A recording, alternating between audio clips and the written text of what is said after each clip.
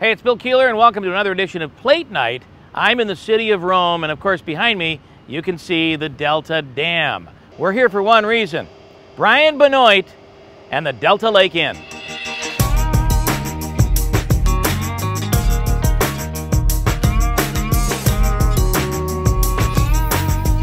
Overlooking the beautiful Delta Lake in the city of Rome is the Delta Lake Inn.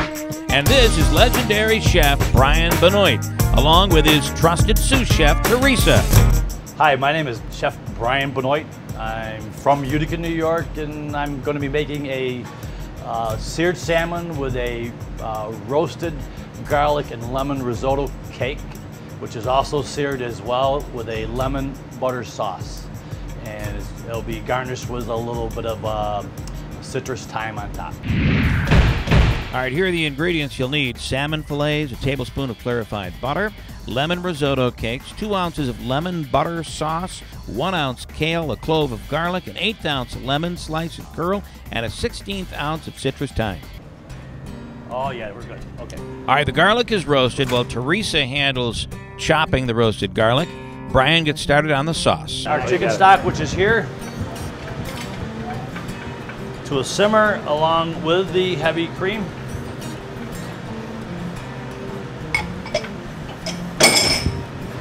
Our lemon juice, which is a tablespoon, 1 teaspoon of a lemon zest, already pre-done, and then like a pinch of a cayenne pepper. That's it. While that's coming to a simmer, I'm going to mix up the cornstarch and the butter, which is right here. I'll pour the butter over the cornstarch. This is an easier version of a thickener. Yeah. I found that you can take cornstarch, and usually you cook a roux and you got to cook it for a few minutes to get the flour to absorb into the butter. This but you just mix, right? I'll just mix this. Nice. And it will thicken it, and it'll add a nice butter flavor. Now you have to use clarified butter for that? Yes. Okay. You don't have to if you want to be careful on what else you season it with.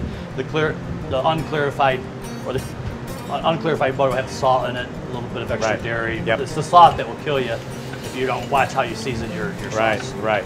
So that's ready. As that comes to a simmer, I'll have this sitting right here ready to pour in. The other positive is the roux let me grab the garlic free with the knife right here. And we'll just finish. I can put the garlic in there as well. Yep. Now I got the roasted garlic flavor going on. Now Teresa is going to demonstrate how to make the risotto ready for the pan frying. Got it. She's going to take already pre-cooked alboro rice, which is pre-cooked with a chicken stock. Slowly continue to add the chicken stock. Yep, with some white wine. Okay. This way I don't have to add the white wine when I make the risotto later on. Right. It's already in there. Yep. Now she's adding olive oil, a 1/4 cup of grated Parmesan cheese. Now tell me the benefit of doing it this way: cooking the arborio rice, the risotto first, and then adding the ingredients versus putting it all in. Oh, and cooking it right on the stove, because we're making a risotto cake, so we have to have it cool down to put the raw egg in there, otherwise you'll curl the eggs. Right. So we have to come up with a basic recipe for a basic risotto mix. This is how we make it at Delta Lake Inn. We make the basic ahead of time. Yep. We add the cream and the flavor and the variations on the go. So this speeds up the process. Got it. But it's tricky. It's tricky to get it right, because you want them to be. When we cook our alboro rice, she's just folding in the kale as well now, and the raw egg, and it's got the lemon and the roasted garlic flavor. This is simmering. I'm going to just turn it down a little bit. This has got all the lemon and a little bit of zip of the cayenne, a little bit of spicy flavor going on. That was simmering. When you add any kind of thickener to something, cornstarch and water, cornstarch and butter, flour and butter, however you want to do it. If you're gluten-free, you could use rice flour and other ways of making your sauces. You don't want it rapidly boiling because that's too hot, but perfect temperature would be about 180 degrees if you really wanted to temp it. But if you put it in as a simmer, that's not really rapidly boiling. Right. What I do is I will whip it a little bit to cool it down to a temperature quickly so everything will work properly and it'll thicken the sauce. That's from the roasted garlic, and I'll just, that's very good. Bill, you want to just take a sip of that? I would. Go ahead, just take a little sip, throw the spoon down here in the bucket. That's really lemon good. Roasted garlic. Really, really good. Do you want to try it, Teresa? Sure. I think Teresa's, I just made this recipe so she hasn't tasted it either. So this is new. This is really, new. really good.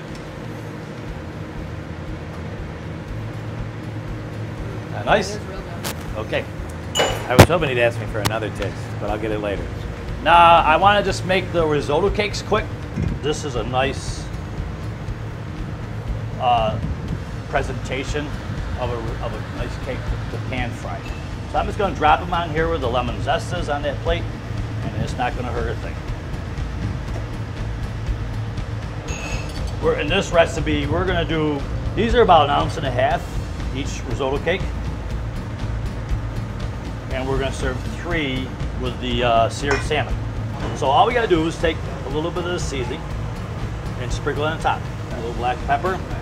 It's got, they call it a salmon rub, actually, is what it's for. It's just for salmon. This particular 6-ounce fillet of salmon has the skin on, which we will remove later in the plate presentation. That's starting to cook a little bit. Sometimes when you sear anything or you're sauteing, the key thing is the side that you want presented should be the side that you're actually cooking first. Got it. You can turn it over and then you don't mess with it anymore and your plate presentation comes out nice. And non-stick pans, I teach all my cooks to use like rubber tip ones, tongs, or some plastic spatula. Okay. That's cooking up nice. Teresa? When complete, the salmon will be placed on a nest of red diced kale, which is deep fried. Now go grab a couple paper towels so we can drain this a little bit because it can get a little bit oily. Key thing in the food, when you're in a restaurant, a lot of things can be fried in your frying oil. This is fresh grease. You tend to want to do this in one of your fresher fryers with fresh oil. Makes sense.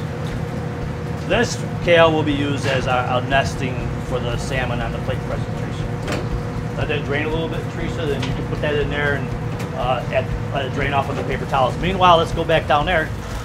See the risotto cake? Just give them a little turn. And we're gonna flip the salmon over. Nice. Now, I don't have to really cook it that long. Our process of the searing is done. I'm actually searing the skin of the salmon on the other side, which will be peeled off anyway, so that flavor will be gone. So I just actually want to get a little more brown on the risotto cake. Our salmon is almost ready. I could squish these risotto cakes down and have them cook quicker, like a traditional potato pancake or anything like that. Right. I don't want to. I want them to puff up and get, with the expansion of the egg in the oven, they'll get soft inside and blow up like a little balloon. That's how I like to do it.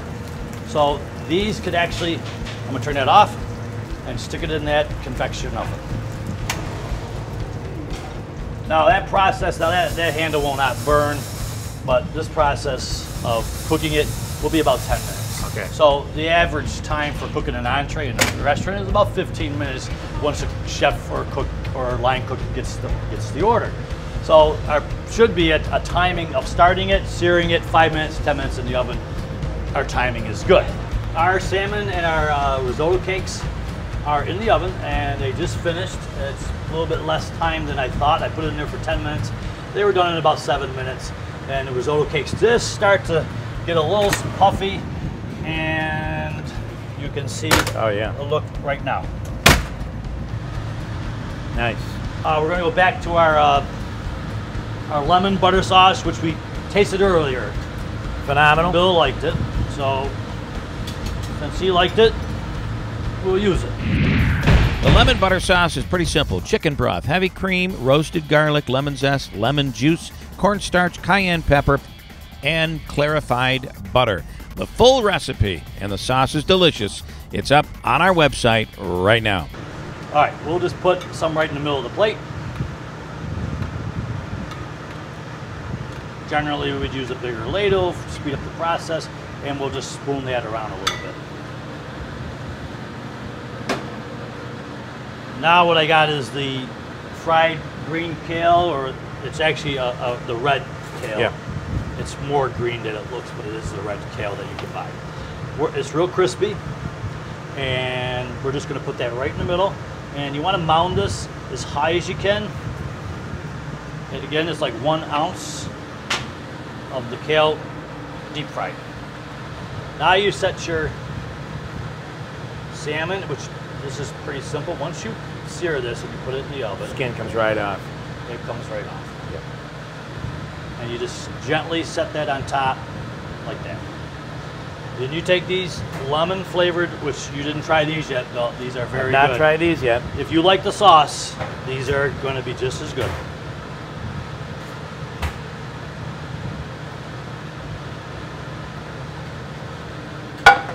Now for presentation, just for the top, we like to just throw a little lemon curl on the top.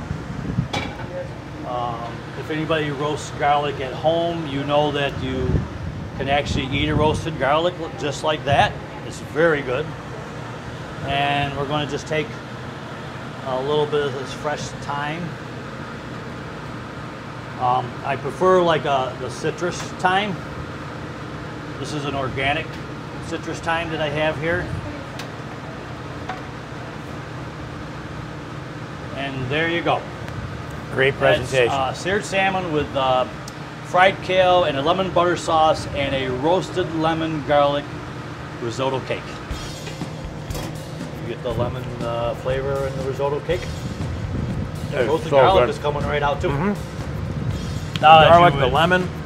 As you would eat it, you would take your salmon and everything and grab a little bit of that at the same time, Right. if you can. So there it is, the seared salmon fillet with lemon roasted risotto cakes and a lemon butter sauce on special right now at Delta Lake Inn. And as a little bonus, no dinner would be complete without dessert and the famous bread pudding at the Delta Lake Inn. It's a white chocolate bread pudding recipe. It's from Miss Cynthia and down in New Orleans, or Baton Rouge, New Orleans. Baton Rouge. It's a recipe that we've worked on it a little bit and made it one of our classic best featured desserts here at the Delta Lake Inn. It's made with actually Italian bread, which is good for this local area, but like a par baked Italian bread, chopped up very small, and you'll notice. And we keep that's how we keep the white color going on with the white chocolate chips. And then it has a whipping cream sweet with the white chocolate chips and a Hennessy flavoring sauce. All right, so let's try this. I like it. I like it very much as well. So I am going to take a bite. It's sweet. It's creamy. I'm speechless. It's really, really good. I'm double It's dipping a here. well-known recipe. That white chocolate. Well, the recipe's a secret. The white chocolate sauce is our magic sauce. That's what I call it anyways. That's because it's magical. It really is magical. That is good. Hold on one second. I missed the spot. Yeah, I did too. I gotta have another one. I gotta leave, man. God, that is good. So that's it, the Delta Lake Inn with Chef Brian Benoit. These specials on special for the next 2 weeks at Delta Lake Inn.